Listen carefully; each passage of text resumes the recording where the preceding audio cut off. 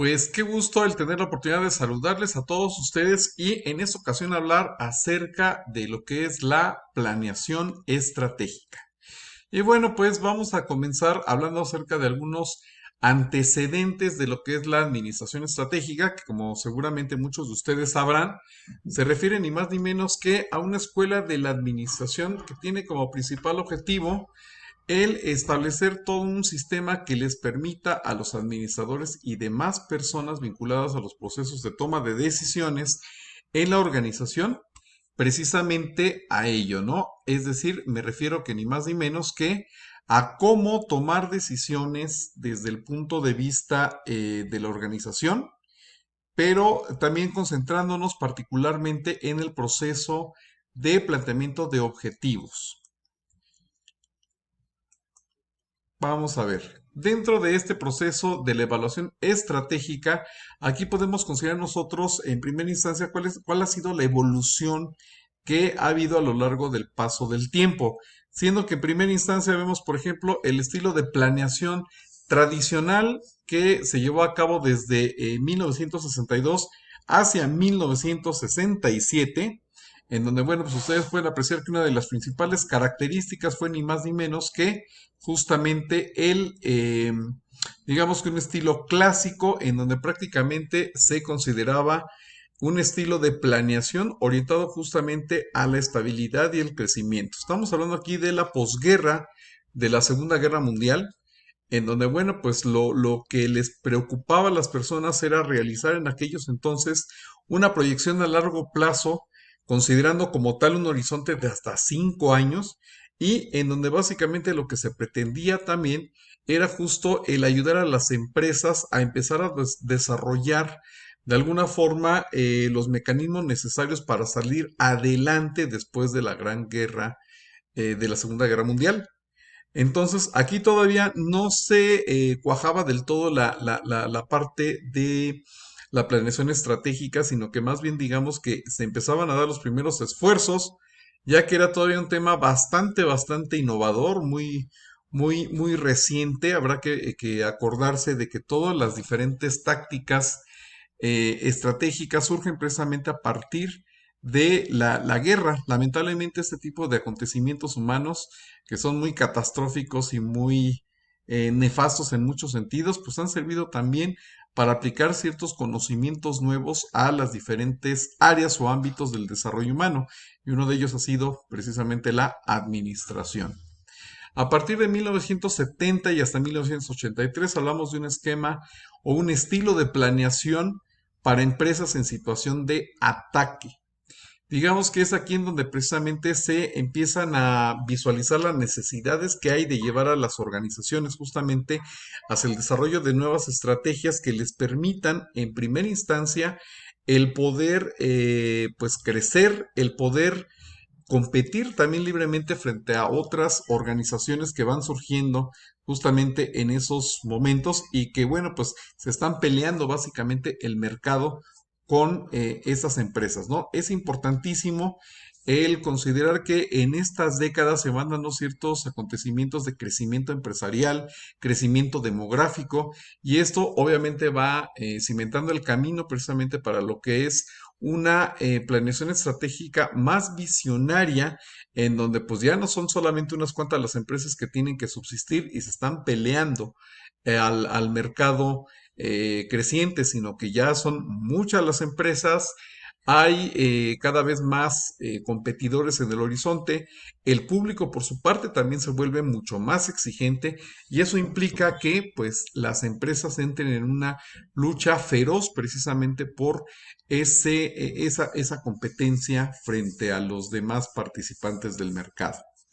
Entre 1984 y 1991 tenemos el estilo visionario, que básicamente, como nos dice aquí, trata acerca de la planeación para recortes y racionalización de los recursos, porque también nos damos cuenta de que justamente en esta era es en donde se empiezan también a considerar pues muchos de los aspectos que hasta hoy todavía proliferan y que nos hablan acerca de la importancia de la racionalización de los recursos naturales, sobre todo, debido a la explotación cada vez más atroz que se hace del medio ambiente y por supuesto también de todos los recursos financieros que empiezan a escasear, es que se tiene que llevar a cabo una serie de estrategias orientadas justamente hacia la racionalización. Las empresas tienen que preparar estrategias cada vez más dirigidas, cada vez más atinadas y asertivas, precisamente valiéndose también de las nuevas tecnologías que paulatinamente empiezan a crecer.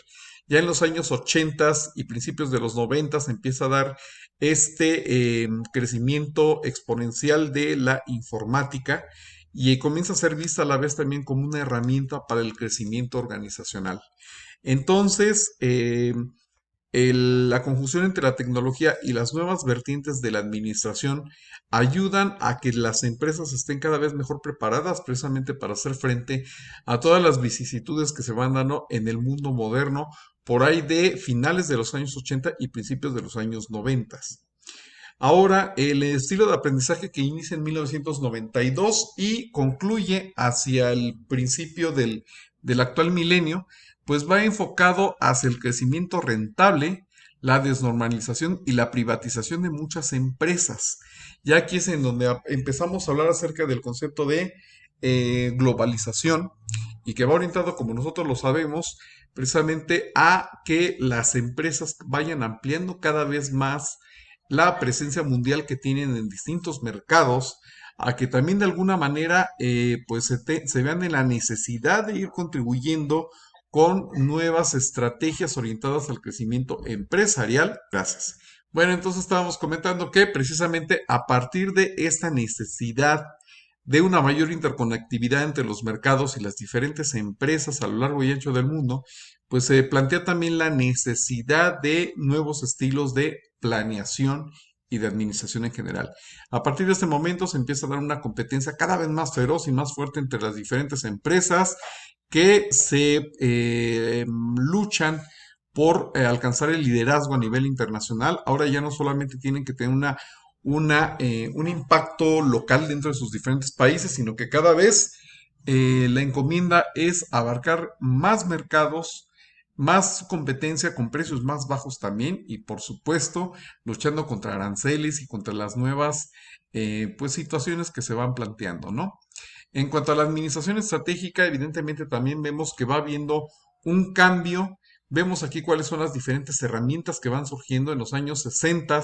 Hablamos de proyección tecnológica, que todavía no era una realidad, de la planeación de la fuerza laboral, de la elaboración de presupuestos que se van empezando a implementar justamente desde los años 60. En los años 70, como las grandes novedades, está el uso de la matriz FODA, fortalezas, debilidades y amenazas que se pueden apreciar dentro de un mercado y consecuentemente empezar a diseñar ciertas estrategias orientadas al crecimiento de las organizaciones. Vemos ahí, por ejemplo, que nos hablan acerca del presupuesto base cero, que habrá que recordar que en el sexenio del 2013 al 2018 se intentó empezar a implementar esta metodología, sobre todo para el gobierno federal. Lamentablemente no se pudo implementar, entre muchas otras situaciones, por falta de capacitación en cuanto al personal que debiera implementar este presupuesto base cero, pero que finalmente, pues en algún momento de la vida se debiera de empezar a implementar en la función gubernamental. En algunas empresas privadas ya se maneja desde hace algunos años de manera exitosa este presupuesto base cero y finalmente le permite a las empresas el ir creando estrategias orientadas precisamente a una redistribución de los gastos y de los costos dentro de la empresa en aras de lograr una mayor efectividad. Por otra parte, en los años 80, en la segunda etapa, también surge, digamos que la importancia, el boom por el planteamiento de lo que se conoce como la filosofía empresarial, y es ahí en donde hablamos del planteamiento de misión, visión y valores. Estas declarativas son particularmente importantes para la planeación estratégica, ya que le permiten a los empleados de una organización el saber hacia dónde tienen que dirigir todos sus esfuerzos, todos los recursos y por supuesto cómo ir planteando estrategias orientadas a alcanzar esos estados tan importantes de la naturaleza.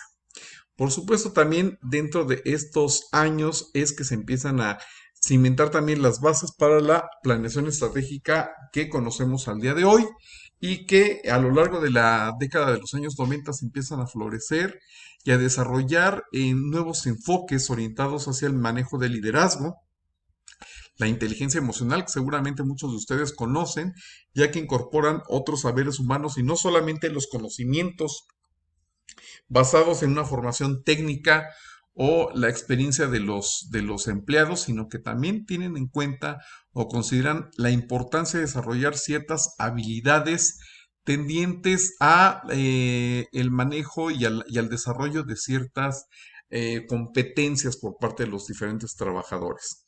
Surge también el concepto del benchmarking, que se refiere ni más ni menos que a seguir a los líderes, es decir, el buscar comparar nuestra organización con quienes consideramos nosotros son los líderes en el ramo, o al menos la competencia más importante para nosotros, y ver qué es lo que nos separa o nos acerca de esta competencia en cuanto a sus números y al desarrollo en general que llegara a tener la empresa. En este punto, por supuesto, que se habla bastante también acerca de cómo establecer ciertos mecanismos que le permitan a la empresa el poder mejorar sustantivamente sus cifras, sus números, para ir alcanzando ciertas posiciones de liderazgo en el mundo. Es así como surge precisamente el cuadro de indicadores que vamos a referirnos más adelante, llamado Balance Scorecard, cuyo objetivo precisamente es el ir estableciendo indicadores de gestión en toda la organización y que nos permitan saber si estamos posicionándonos adecuadamente o tenemos ciertas áreas de oportunidad, es decir, acciones de mejora. Bueno, después vemos lo que es la administración por objetivos. ¿A qué se refiere? Nos dice aquí que es un conjunto formal de procedimientos a través del cual un superior y un subordinado establecen conjuntamente los objetivos. Es a través de la ayuda de este superior y como cada miembro de la organización va a definir su área de responsabilidad y a fijar también objetivos y desarrollar diferentes medidas de actuación. Seguramente en algún momento de la vida habrán escuchado hablar acerca de la administración por objetivos, que básicamente a lo que se refiere es a una escuela de administración en donde lo que se pretende es, en primera instancia, el lograr plantearse ciertos objetivos que van a delimitar ni más ni menos que los principales puntos de desarrollo que se esperan para la organización en los próximos años. Es a través de esta interesante escuela que las empresas en su conjunto, sean de índole privada o pública, logran establecer acciones concretas y campos de actuación muy específicos, orientando todos los diferentes esfuerzos de la empresa, de los líderes y de los demás trabajadores, justamente al cumplimiento de esos objetivos de aprendizaje, en donde lo que se pretende también es que todos estos objetivos que se están planteando vayan orientados justamente hacia el cabal cumplimiento de la misión y la visión que se están planteando dentro de las empresas. ¿Para qué? Pues para que se logre llegar a ese estado idóneo por parte de los administradores, de los dueños del negocio o del gobierno, cuando estamos hablando de una instancia pública, precisamente para que se puedan alcanzar cierto nivel de resultados. Ese nivel tiene que ver con una rentabilidad, tiene que ver con un posicionamiento estratégico de la organización y por supuesto también con el uso de ciertos recursos de una manera muy puntual. ¿Cuál es el proceso de la administración por objetivos? En primera instancia vemos aquí que son y tiene que ver con el planteamiento de objetivos generales de la organización.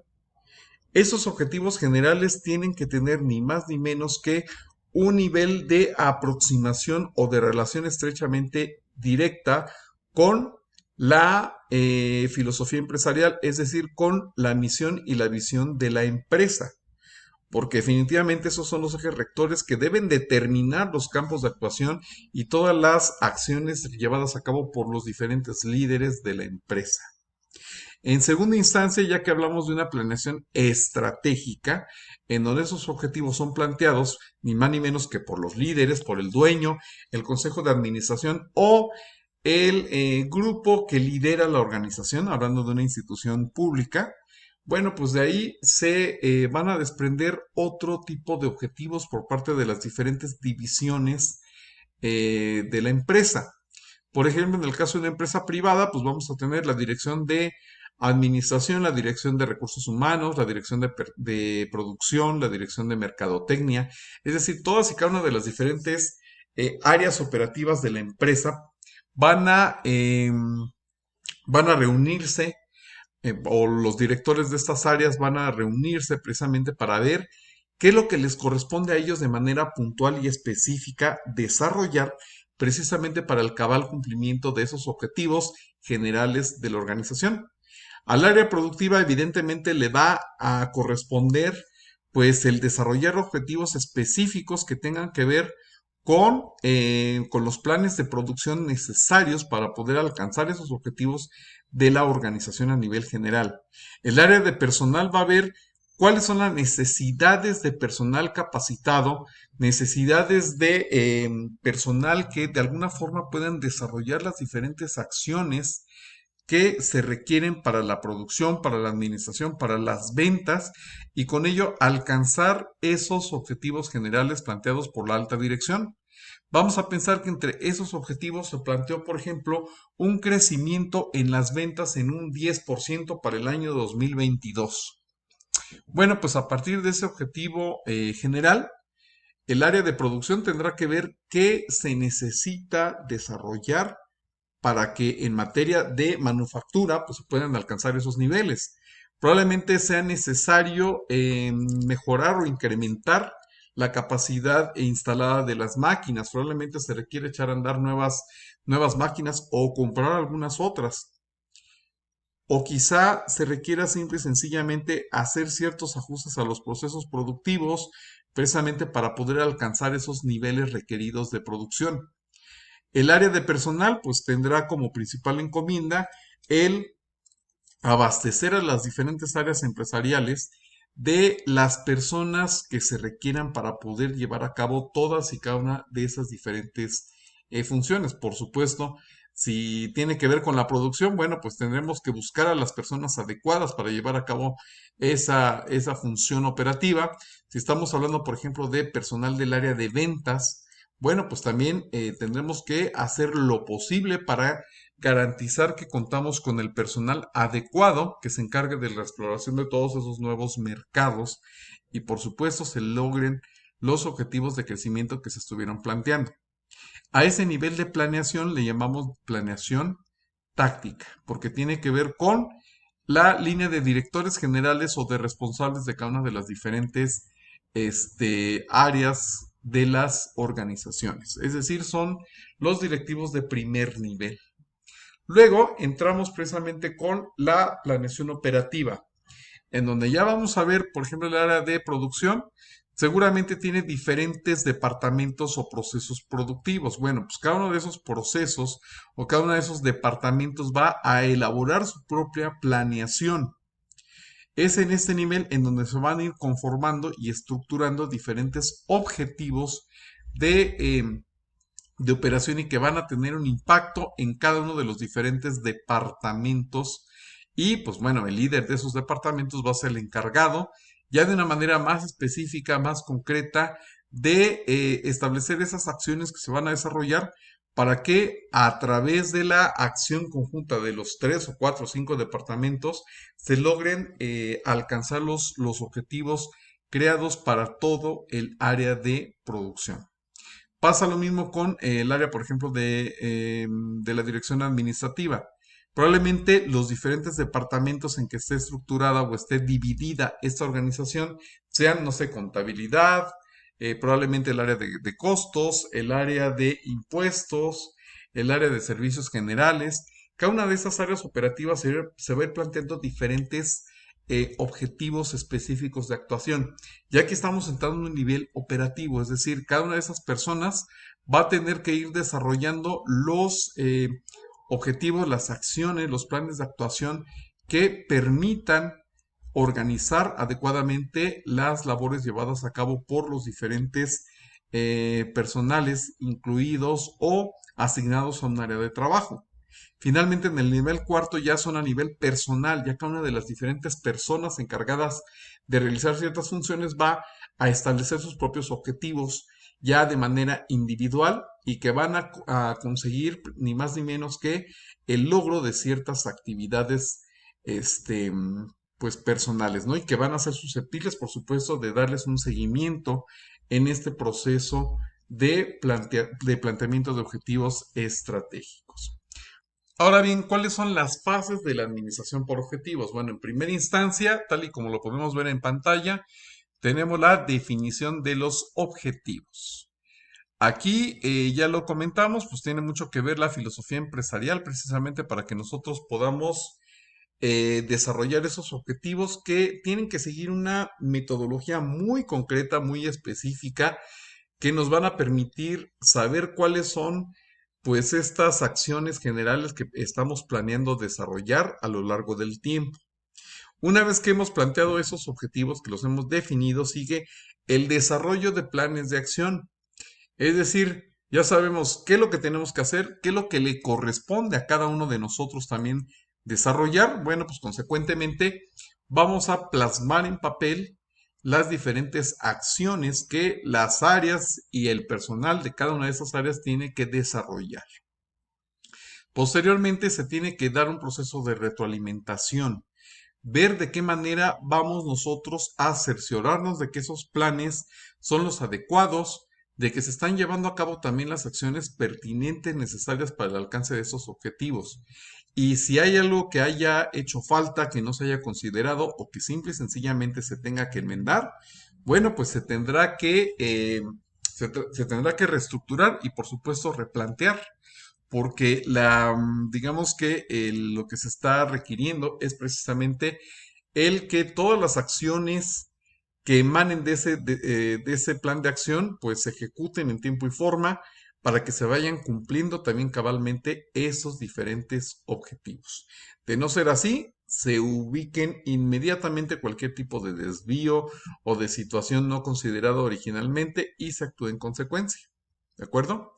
Ahora, con el paso del tiempo también se tiene que velar precisamente por hacer una evaluación anual de los resultados, considerando cuáles eran los presupuestos iniciales, ver qué es lo que se suponía teníamos que alcanzar hacia el final del año o del periodo en cuestión. Bueno, pues vamos a hacer un ejercicio de introspección, vamos a evaluar cuál fue el comportamiento de las diferentes acciones, los resultados alcanzados y consecuentemente se tendrán que tomar decisiones.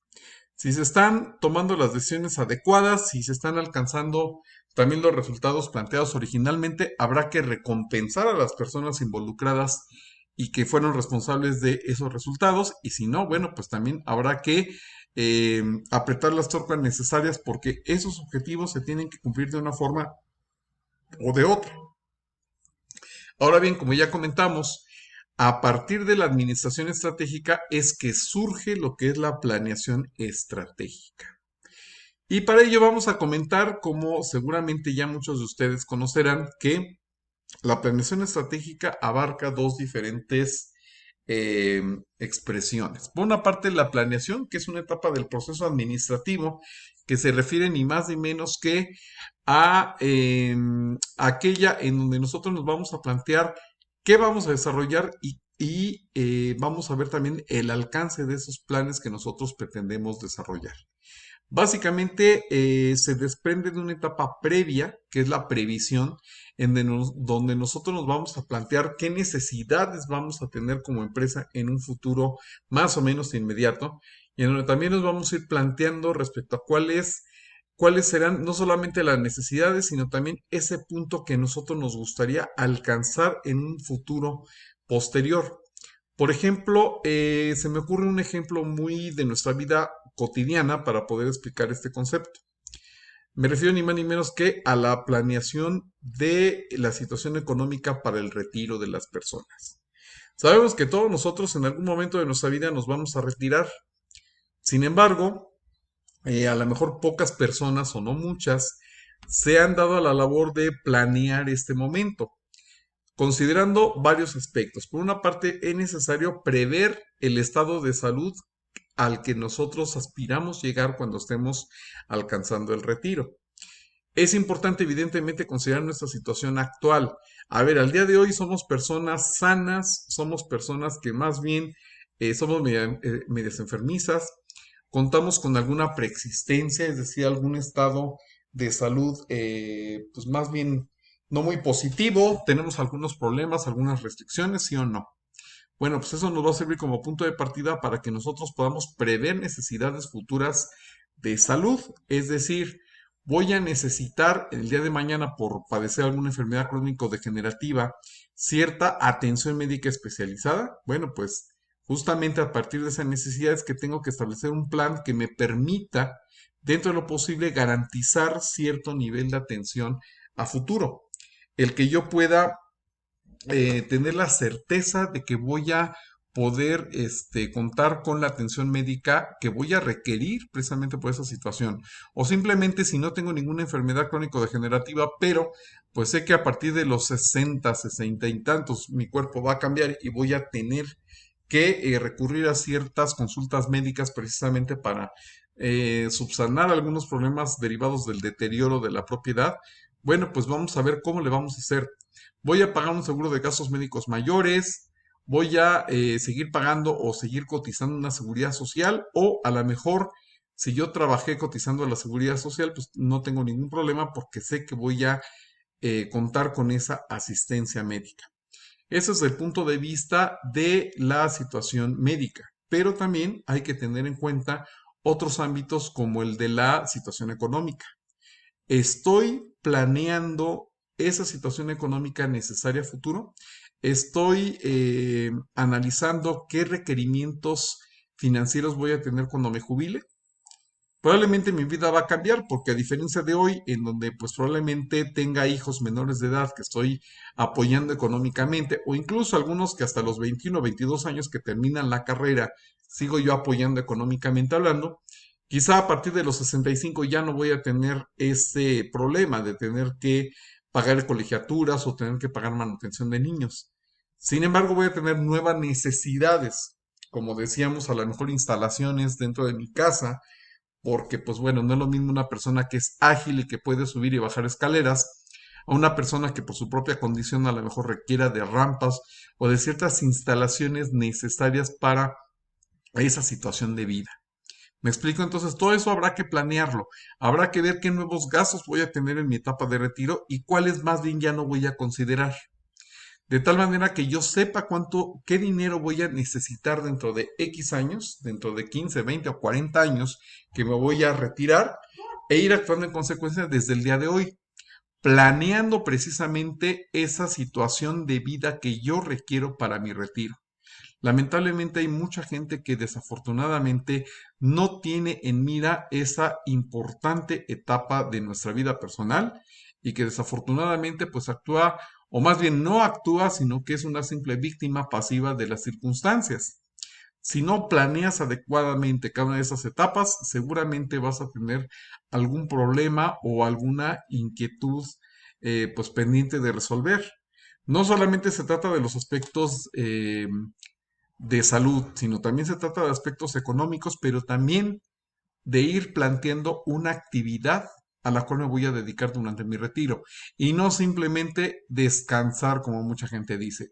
O algunas personas dicen voy a viajar, a ejercer un hobby o un segundo trabajo. Pero si no me estoy preparando en todos los sentidos para alcanzar este nivel de vida, pues muy difícilmente vamos a poder desarrollarlo de una manera adecuada. Ahora, ya que logramos planear lo que necesito hacer, ¿qué objetivos me voy a plantear? ¿Qué estado de vida es el que pretendo alcanzar a partir de mis 65 años de edad o de mis 70 en que empiece yo a jubilarme?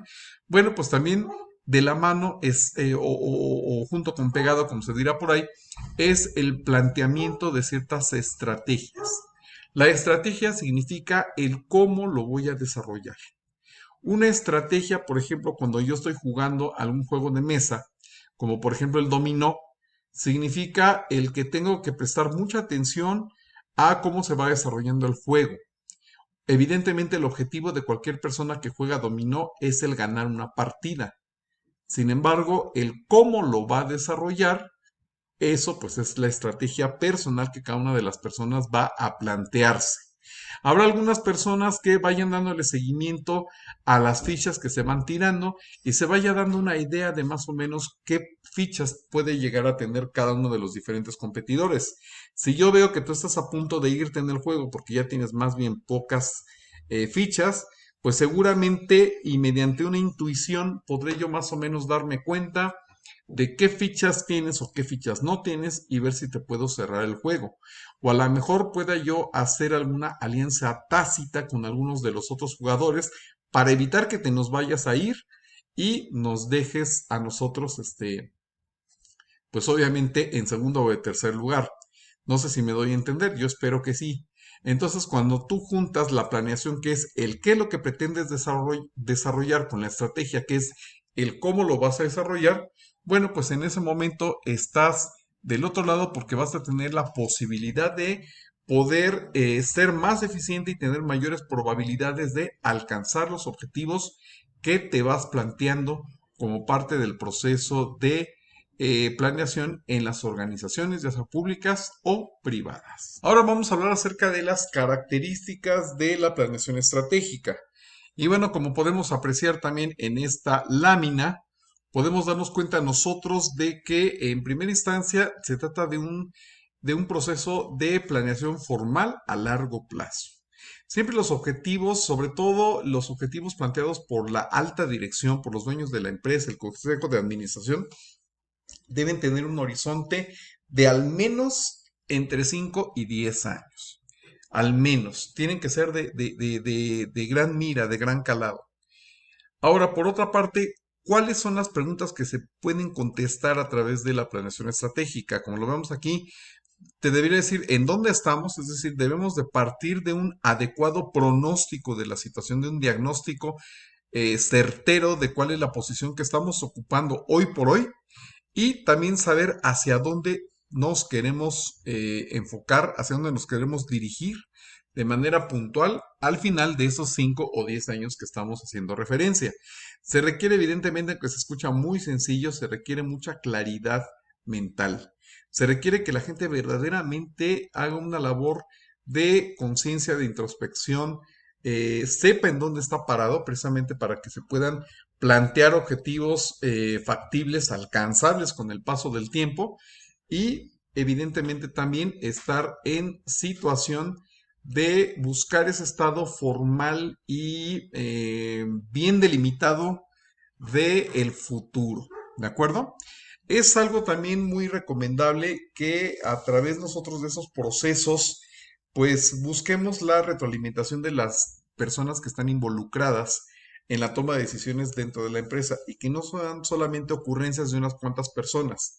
También como lo estamos percibiendo, es de vital importancia que esos objetivos se permeen hacia toda la organización, que todas y cada una de las diferentes personas estén conscientes de la importancia del logro de esos objetivos y que vean cuál es el papel específico que ellos van a jugar en esta gran orquesta llamada organización o empresa.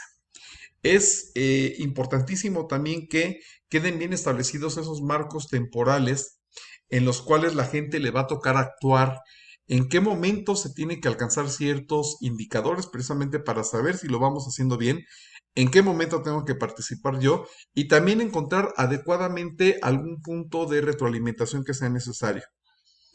Es otra característica importante, nos dice que es ni más ni menos que el orientar las energías y los recursos de la organización hacia las actividades de alta prioridad. ¿Eso qué implica? Que tenemos que hacer un recuento de todas las actividades a realizar, separando y distinguiendo lo urgente, lo importante, lo necesario y lo deseable. Hay que atacar inminentemente lo más prioritario para la organización. ¿Será lo urgente? ¿Será lo apremiante? ¿Será lo necesario? No lo sé. Pero es importante, y de eso sí estoy convencido, de que se haga un análisis a conciencia de todo lo que se necesite desarrollar o implementar en la empresa y se establezcan tiempos de actuación para darles una salida y una solución a todas esas interrogantes que se llegan a tener. A veces hay problemas que se vienen arrastrando, a veces más bien hay omisiones, cosas que no se han hecho en la empresa y que son muy necesarias de enmendar, precisamente para que la empresa siga creciendo o se recupera adecuadamente de algún tipo de crisis y en algunas muchas otras ocasiones simple y sencillamente hay tiempos en donde la empresa parece ser que no va para ningún lado y lo que se necesita es precisamente vencer esa apatía, vencer ese punto de estaticidad y empezar a mover las energías hacia el interior de la empresa. Luego otra y última característica nos dice que es una actividad de alto nivel que por tanto exige involucrar al líder de la organización, pero también la participación activa de todos sus miembros. Obviamente cada uno de nosotros tenemos una razón de ser y de estar en la empresa. Algo muy importante es que sepamos que, de acuerdo a nuestra posición dentro de la organización, va a ser también el nivel de responsabilidad que tengamos dentro de la misma. Pero lo que es cierto es que definitivamente se requiere de la acción coordinada, bien, bien puntual también y oportuna de las diferentes acciones de las personas, precisamente para que se logren cumplir adecuadamente esos objetivos de la empresa. Es importante la labor que hace el director general de la organización, pero también la que realizamos todas las demás personas que formamos parte de esta empresa, independientemente de cuál sea nuestra postura, independientemente de cuál sea también el rol que jugamos dentro de la empresa, muy seguramente siempre tendremos algo que aportar y es necesario que sepamos perfectamente bien qué es lo que nos corresponde hacer, qué se espera de nosotros y algo muy importante, que conozcamos perfectamente bien la filosofía de la organización, ya que esto corresponde ni más ni menos que uno de los principales pilares de la empresa.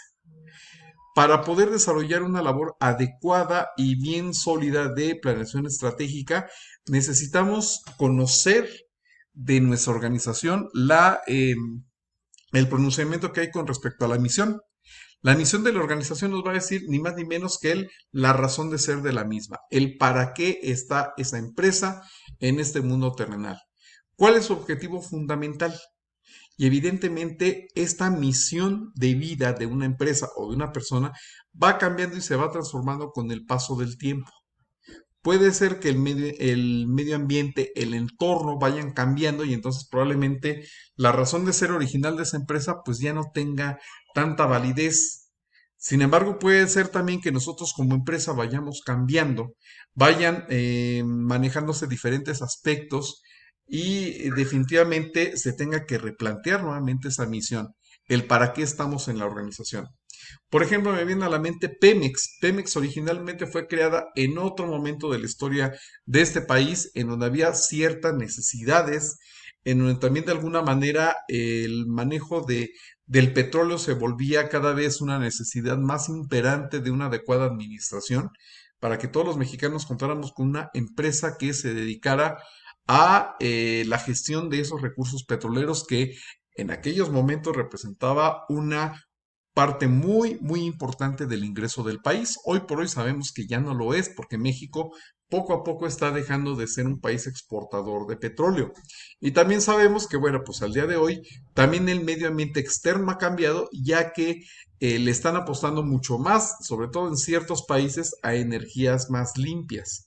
Eso hace que a lo mejor la misión original de Petróleos Mexicanos pues vaya cambiando con el paso del tiempo y deje de tener un objetivo fundamental para irlo transformando en otro distinto y acorde a los tiempos que vamos viviendo. Posteriormente y con cierta congruencia respecto a la misión está la visión. La visión que nos dice anticipa el futuro, visualiza dónde y cómo se quiere estar, inspira y motiva el control. Esta visión es un ejercicio de introspección que nos debe de llevar a, como su nombre lo dice, a visualizar, a poder describir de una manera con un grado de detalle muy, muy, muy puntual cómo nos vemos como organización dentro de un cierto plazo de tiempo, en 5, en 7 o en 10 años. Si nosotros hoy por hoy tenemos una participación en el mercado no muy grande, bueno, pues dentro de 5 o 7 años, basándonos en las metas y en los objetivos, ¿en qué posición nos visualizamos? Nos visualizamos siendo a lo mejor la empresa líder en el sector dentro del territorio nacional y en ciertos países de actuación, o nos visualizamos más bien como una empresa que probablemente se mantenga estable con cierto dominio y control del mercado y digamos que con una tasa de crecimiento anual cercana al 4%, por poner un ejemplo únicamente. La declaración de visión debe de abarcar los aspectos más representativos del tipo de empresa en la cual nos queremos convertir en el mediano y largo plazo. Al igual que en la planeación personal, en donde nosotros debemos establecer con visión el cómo concretamente nos esperamos ver durante la etapa del retiro, manejando inclusive desde un aspecto físico, hablando de un estado de salud o enfermedad y por supuesto también de una situación económica y en cuanto a cierto nivel de actividad física, intelectual o laboral inclusive después de nuestro retiro. Bueno, pues para una empresa también tenemos que definir los detalles que nos van a permitir visualizar el tipo de empresa que queremos ser dentro de 5 o 10 años. Vamos a hacer una empresa que tenga sucursales en 18 de las 32 entidades del país, o más bien vamos a hacer una empresa que le apuesta al crecimiento exterior o internacional. Vamos a duplicar nuestra presencia en los mercados actuales o más bien vamos a procurar simple y sencillamente conservar los que ya tenemos. Bueno, pues ese es un pronunciamiento de la visión estratégica y pues tiene que ir en concordancia con esa misión, ya que la misión, o sea, el objetivo del para qué estamos en este terreno, pues tiene que tener ciertas pausas en el camino. Es decir, la misión se logra mediante el logro de los estados de visión que nos estemos planteando como empresa para el corto, mediano y largo plazo. Ahora bien, otro punto muy importante que tiene que distinguir una organización de la otra y que tiene que representar también los cimientos sobre los cuales la empresa se ha de distinguir con respecto a otras en cuanto a su campo de actuación internamente, es decir, cómo vamos a tratar a los empleados y a los clientes internos de la organización, pero sobre todo y de más amplio espectro de cara ante una sociedad. Bueno, pues ese código de conducta se va a llamar ni más ni menos que el conjunto de valores que distingan a una organización. Es muy importante que la gente conozca esos valores, estos determinados aspectos o pautas de conducta, porque cuando yo estoy conformando un equipo de trabajo se requiere que la gente esté perfectamente bien alineada a estos valores y que actúe de manera congruente y consistente con los mismos. No podemos esperar que una persona sea honesta, que una persona sea bien intencionada hacia la sociedad, siendo que hacia el interior de la empresa nosotros tratamos con la punta de pie a nuestros empleados o a nuestros compañeros de trabajo. Es simple y sencillamente incongruente. Entonces se trata de que la gente y la alta administración de la empresa haga un pronunciamiento en torno a esos valores que van a distinguir a la organización y que deben de ser un sello permanente que distinga a nuestra empresa de otras diferentes. Por supuesto, también deben de quedar perfectamente bien conocidas por todos cuáles son las diferentes directrices de actuación que tienen las empresas y los equipos de trabajo para poder alcanzar paulatinamente esos objetivos que fueron planteados. Me refiero ni más ni menos que a las estrategias. Esas estrategias deben de marcarnos el devenir, el punto de actuación más importante de cómo nosotros vamos a poder desarrollar un plan de acción concreto y específico para alcanzar esos objetivos. Eso es nuestra estrategia. Al igual que los valores, va a distinguir una empresa de otra o un equipo de personas de otras, porque esas estrategias también son elaborados en un team back, es decir, en un equipo de trabajo, y nos van a ayudar perfectamente a ubicar cómo resolver también ciertas resistencias que pudiéramos encontrar nosotros en el camino. ¿Y de dónde salen? Bueno, pues salen ni más ni menos que de un diagnóstico como el FODA que nosotros tenemos que ir desarrollando en la empresa para conocer las fortalezas, las oportunidades que tenemos y también las debilidades y las amenazas que vamos encontrando en el medio ambiente. Vamos a hablar acerca de algunos beneficios del uso de la planeación estratégica hacia el interior de las organizaciones. En primera instancia, nos habla acerca de la gran posibilidad de uniformar criterios hacia dónde se quiere dirigir la organización. Lamentablemente, uno de los grandes problemas en cualquier empresa radica en que hay ocasiones en que, derivado sobre todo de una pésima comunicación, todo mundo trate de jalar para diferentes lados. Es una triste realidad que yo creo que llega a caracterizar a muchas de las grandes empresas que se manejan en nuestro país y en muchos otros, el hecho de que pues si cada quien quiere jalar para su lado y cada quien tiene un propio criterio, pues imagínense lo complejo que se volvería precisamente el homologar un cierto criterio de actuación. Entonces, uno de los grandes objetivos y de los grandes beneficios, sobre todas las cosas de la planeación estratégica, es que gracias a la definición de esa filosofía empresarial, se pueden también plasmar por escrito los diferentes criterios y ámbitos para la organización en su conjunto. Sí, por otra parte también se logra la identificación de las principales variables de la empresa que permitan lograr el éxito precisamente a través del diagnóstico que se tiene que hacer para ver la problemática actual de la empresa y conocer también mediante esa lluvia de ideas hacia dónde nos pudiéramos dirigir, es que se pueden encontrar y conocer las principales variables que en algunos momentos pueden impedir que la empresa logre el éxito. En algunos otros puntos también eh, es necesario ubicar, por ejemplo, qué es lo que se necesita hacer, qué botones presionar para que todo se empiece a destrabar y la empresa empiece a crecer. Esto, por ejemplo, les comento parte de mi experiencia profesional, me ha orillado a preguntarles a algunos empresarios precisamente a que identifiquen cuáles son las principales variables que conllevan a que sus empresas puedan incentivar la generación de ingresos. ¿Y qué creen? Aunque es una pregunta aparentemente muy sencilla y muy obvia, hay muchas personas que no alcanzan a contestar esta pregunta. Y eso es algo a lo cual todos deberíamos reflexionar. ¿Qué es lo que nos hace como empresa alcanzar ciertos niveles de generación de ingresos? ¿A qué se debe? ¿Qué variables hay en el medio ambiente externo o a factores internos? ¿Qué factores internos inciden en la generación de ventas, de generación de nuevos clientes para mi negocio? A veces no es tan obvio, ¿eh? Y por otra parte también, esto debe conllevar a una cierta comprobación de esas hipótesis. Porque bueno, pues yo puedo ser muy ocurrente y decir cualquier cosa, pero habrá que demostrar si efectivamente tengo o no la razón en ese sentido. Otro punto importante, otro gran beneficio es mejorar la visión de largo plazo del negocio. Si yo no me voy planteando esos estados finales, esos objetivos de largo plazo y cómo pretendo llegar al cabo de 2, 3 o 5, 10 años, definitivamente pues estoy perdido y a veces si no me establezco esos objetivos ni siquiera sé hacia dónde voy.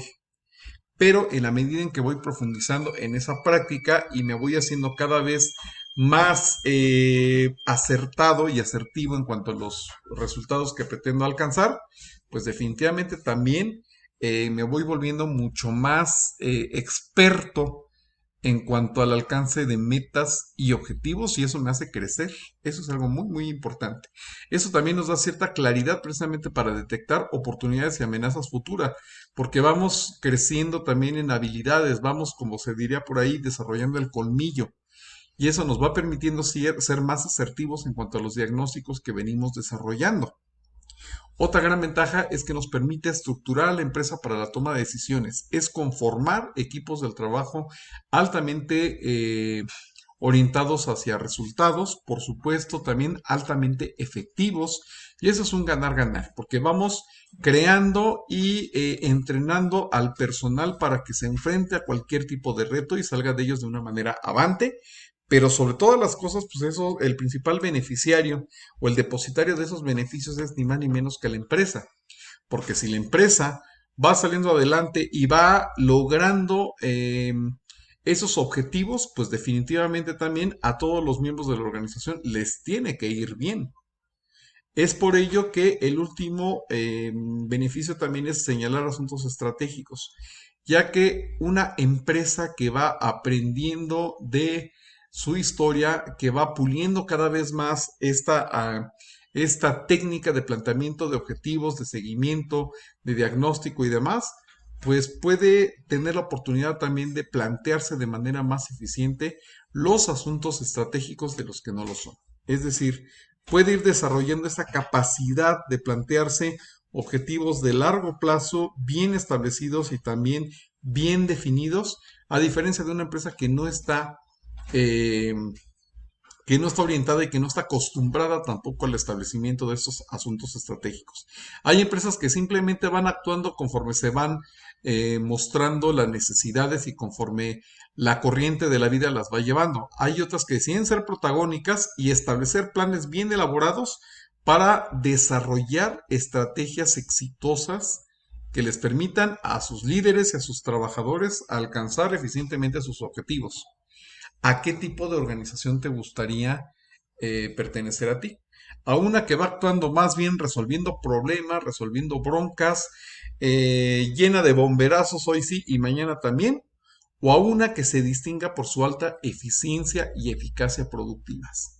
En donde cada objetivo vaya de la mano de una serie de estrategias perfectamente bien delimitadas, bien delineadas y, por supuesto, que aumenten considerablemente las probabilidades de éxito para todos los trabajadores de la misma. Pues espero que esta breve explicación de lo que es la planeación estratégica haya sido útil y sobre todo del agrado de todos ustedes.